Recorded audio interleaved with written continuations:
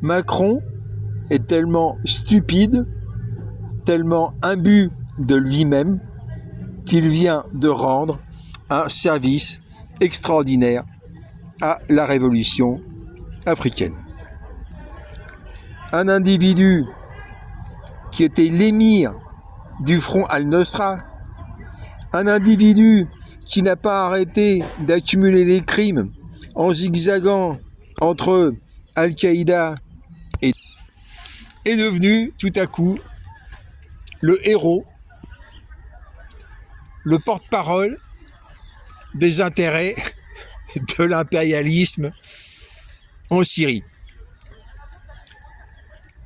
Un assassin,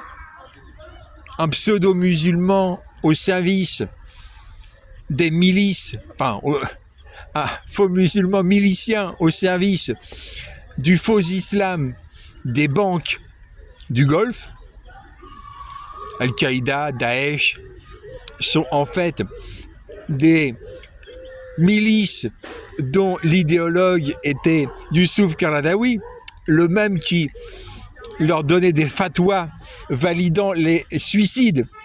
interdits en islam, validant les attentats suicides en Syrie, le même Youssouf Qaradawi qui validait les prétendues banques islamiques qui sont en réalité des banques apostates. Le crédit, sous toutes ses formes, étant totalement haram dans le véritable islam. En fait, ces gens-là sont des milices auxiliaires de l'impérialisme, des milices auxiliaires de l'OTAN, et précisément la visite de Macron en Syrie rend un service extraordinaire. C'est l'application concrète de mon hashtag dièse complot terroriste depuis des années et des années, pour lesquels je n'avais que très peu de lecteurs, très peu de gens pour regarder mes vidéos, sauf quelques rares exceptions, comme une vidéo de 2019 sur le MNLO qui avait très largement circulé sous une forme assez étonnante. C'est pas la vidéo qui avait circulé, c'était une espèce de verbatim avec mon nom mal écrit qui avait circulé et été partagé des centaines de milliers de fois en Afrique.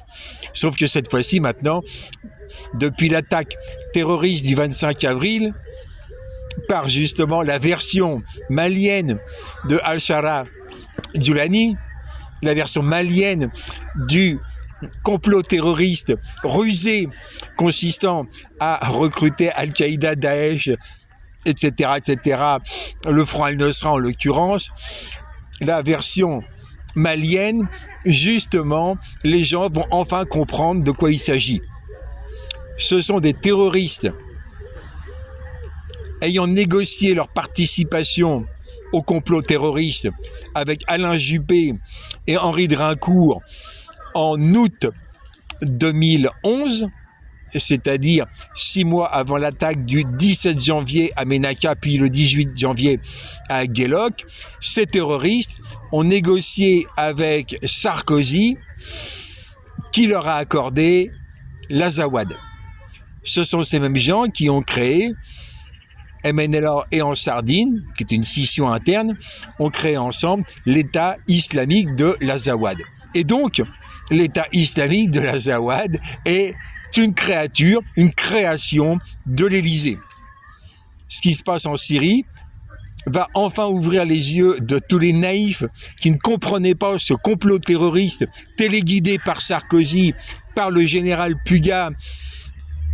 qui était le chef d'état-major particulier de Sarkozy, puis le chef d'état-major particulier le même de Hollande. Le même général Puga a piloté ces opérations terroristes avec son alter ego,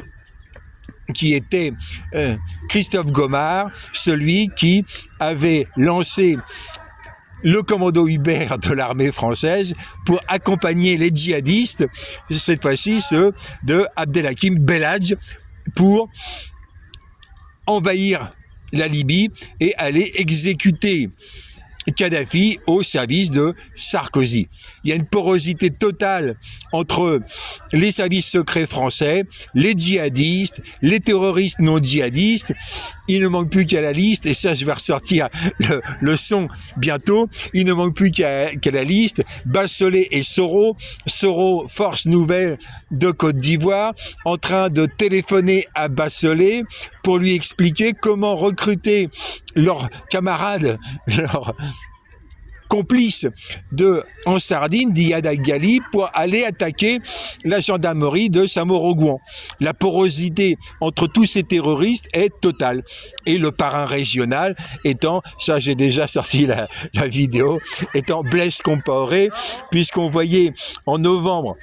2012, Bassolé en train de lire le communiqué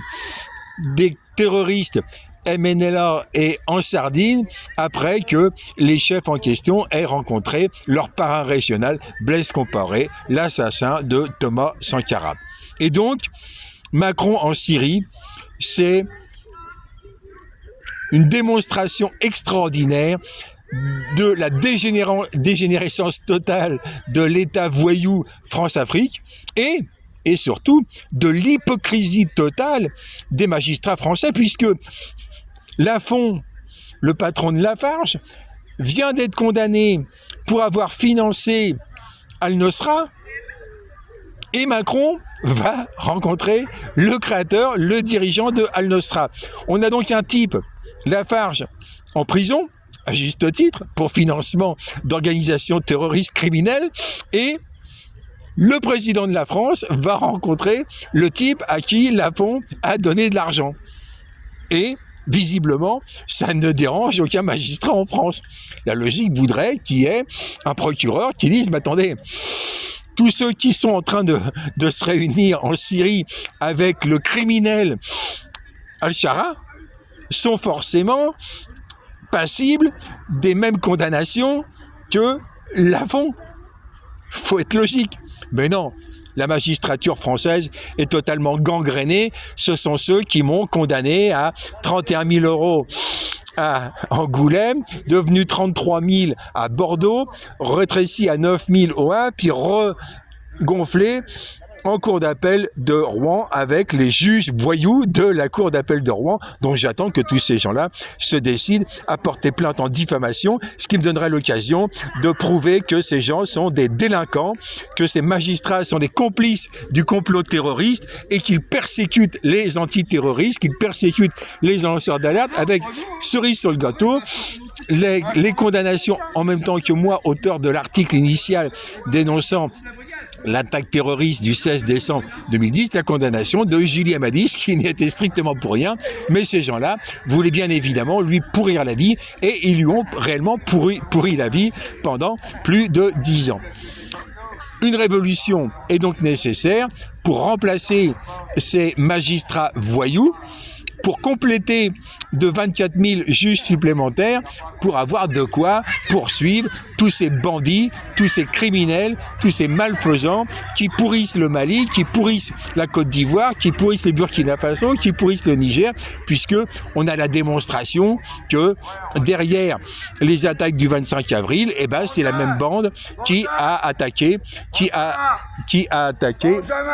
laisses ça, ça vaut rien.